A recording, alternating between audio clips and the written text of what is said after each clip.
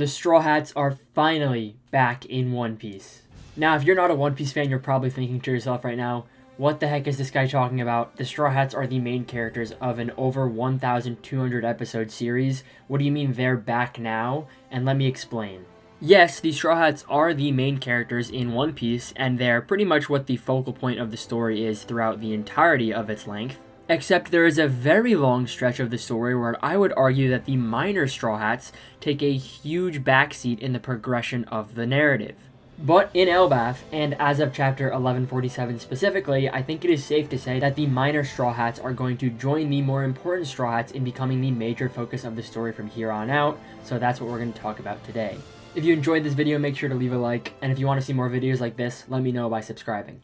So before we get into why Oda has chosen Elbath specifically to bring the Straw Hats back into the limelight, and also before we go over each individual Straw Hat that's going to have a character arc in Elbath, I want to talk about why the story has been the way it has, with the Straw Hats taking a backseat for what was an about 400 chapter span. From the very beginning of the story, all the way to the time skip, I think every single Straw Hat that joined the crew had major character arcs, they played very important parts in each arc individually, and there wasn't very many side characters that were arc-centric, taking away the spotlight from them. The reason I think this is because the pre-time skip of One Piece is a very complete story. It's almost as if it's Act 1 of One Piece, and Oda had the entire thing play out like it was its own series, so the individual Straw Hats obviously have to play an important part in that series, especially Luffy, who in the final 100 episodes is the only Straw Hat who shows up, but that's sort of a different story. So why is it that when after time skip happens, from episodes 500 to about 900, the only major Straw Hats that get any focus are Luffy, Zoro, and Sanji, and everyone else takes a major backseat? Well, I think the reason for this was sort of the purpose of these arcs in the first place, and their role in the story. After the time skip, I think Oda really wanted to expand the world and create a more flourishing environment for the characters to thrive in when the final saga would begin, where he would go back to these Straw Hats as the focal point of the story. But Fishman Island, Punk Hazard, Dressrosa, Zoe, and Wano are all very deliberately expanding the world and the lore of One Piece with their own side characters who take a focus rather than the Straw Hats. Now you'll notice I skipped over Whole Cake Island, and that is because it is actually extremely Straw Hat centric. Not only just on Sanji, but Nami, Chopper, Brooke, and Luffy all have crazy character development and storylines in this arc. I'm going to sort of exclude that arc from this video because Oda just decided to pop off and write an amazing character writing arc for no reason. It doesn't really fit into what I'm saying here, but just know I'm excluding that arc specifically. But for these other arcs, like I was mentioning, they take a huge focal point on different characters that are centric to that arc in order to expand the lore of the world. For example, Shirahoshi in Fishman Island is Poseidon. Smoker and Law in Punk Hazard really tell us the inside inner workings of the Marines and how things are kind of not really going as they're supposed to. The story of Rebecca and Kiros in Dressrosa is a microcosm of what the entirety of One Piece is supposed to be, where Doflamingo is erasing the history of the country and Luffy has to liberate them. That's sort of what the grand scale of One Piece is in the first place. Zoe is a major introduction to the Scabbards and also has a large amount of information on the One Piece and the future of the story. And the story of the Scabbards, Momonosuke, and Odin in Wano has direct implications on the end of the story with the opening of the borders in Wano. Pluton is underneath Wano's borders, and of course all of those characters were waiting for Joy Boy, which ties back into Luffy, who is a character who never gets the backseat because he's the main character. So because of all of these side characters taking incredible amounts of focus during these arcs in order to expand the world of One Piece in preparation for the final saga, these sort of minor Straw Hats who were introduced in pre-time skip didn't really have any time to shine at all. Yes, we did get minor moments like Frankie's fight in Dressrosa and Robin's fight in Wano, but besides that, there hasn't been any large character arc for any of the Straw Hats in a very long time, and you even have some Straw Hats getting completely neglected, where Usopp's only moment in post-time skip is his observation haki in Dressrosa, and in Wano, the biggest arc in the story by far, he pretty much did absolutely nothing. But I honestly and earnestly believe that this is all about to change with Elbath. When Elbath first started, I think I was still expecting an arc that was sort of centric to its side characters, just because I had sort of gotten used to that formula where Oda writes his arcs that way, but I was pleasantly surprised by the only side character taking a major role thus far was Loki, and the rest of the Straw Hats have been a major focus so far. And I think as I reevaluate where Elbath lands in the story's chronological order, it sort of makes sense, because if you watch my previous video, you'll know that Elbath is supposed to be the Kickstarter for the final war, a place where our main characters, the Straw Hats, are going to have incredible importance.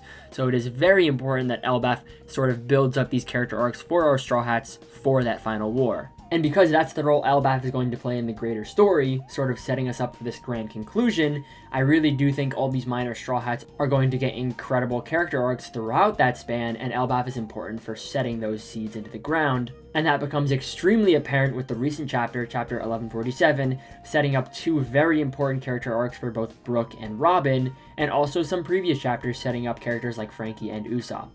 So let's get into the individual storylines that are getting set up for the Straw Hats this arc, the minor Straw Hats that are getting brought back into the spotlight. First is Robin, who is one of my favorite characters in pre-time skip because the greatest saga in pre-time skip, the Water 7 saga, was centered all around Robin, and it was one of the greatest character arcs I had the pleasure of watching.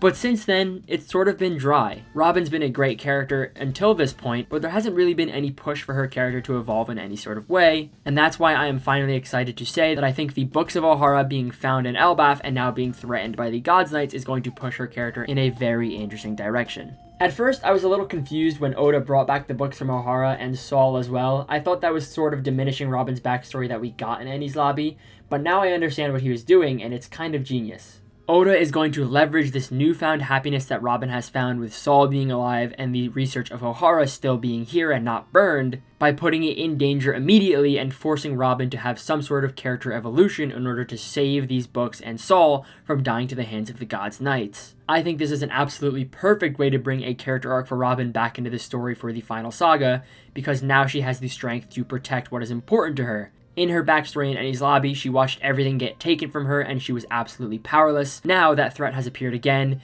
but not only does she have a strong group of friends to help her, she herself is a very strong woman who is capable of protecting what is important to her, and I think that's exactly what we're going to see in Elbath, and by extension, the final war, where she realizes she has to protect the history from this all-powerful world government. Next is Brooke, who I really wasn't expecting to have any sort of major character arc here because I feel like he almost has never had one outside of Thriller Bark, but the fact that he knows, or seemingly knows something about Gunko in the Gods Knights really makes me feel like his age and experience is going to come in clutch in this Elbath arc and is going to give us a character arc for Brooke that we haven't had before. Not only does Gunko know Brooke's music and is a huge fan of Brooke, Brooke seems to know something here, and throughout multiple chapters, he's had some sort of knowledge about the Gods Knights that I did not expect any Straw Hat to have, so I really think something is brewing here. I don't really know what it is, so leave a comment what you think Brooke's importance will be in this arc, but I think Oda is cooking up something specifically for him. Next is Frankie, who I was a little disappointed didn't get anything in Egghead, the arc with Vegapunk, who, you know, Frankie trained under his lab during the time skip, but we were sort of saved at how there is another lab on Elbath. Not only that, also, the Treasure Tree Atom is Elbath, and we know Frankie's dream was to go see that Treasure Tree Atom. So although, again, I don't know a specific character arc that's coming for Frankie, or if it's just a sort of power upgrade with the resources available to him, I think the fact that there is an old ancient tech lab and also the Treasure Tree Atom in this arc, it would be crazy if nothing happened to Frankie, especially since he was the one to find that mural that blew up in the One Piece fandom. Something is going to cook for Frankie here, and I think I definitely would put my money on it for this arc. And lastly, we have Usopp. Arguably the Straw Hat with the most desperate need for some sort of character arc or upgrade or anything, considering his performance in post-time skip has only been his observation hockey in Dressrosa, and he really hasn't had an impact on any other arc thus far. Unfortunately, there has been very little for him in Elbath so far, but I would be extremely surprised if we did not get anything for Usopp in Elbath. This arc has been an Usopp arc for pretty much ever since Little Garden. I think Oda has something planned for Usopp, and if it doesn't happen, I'd be pretty disappointed.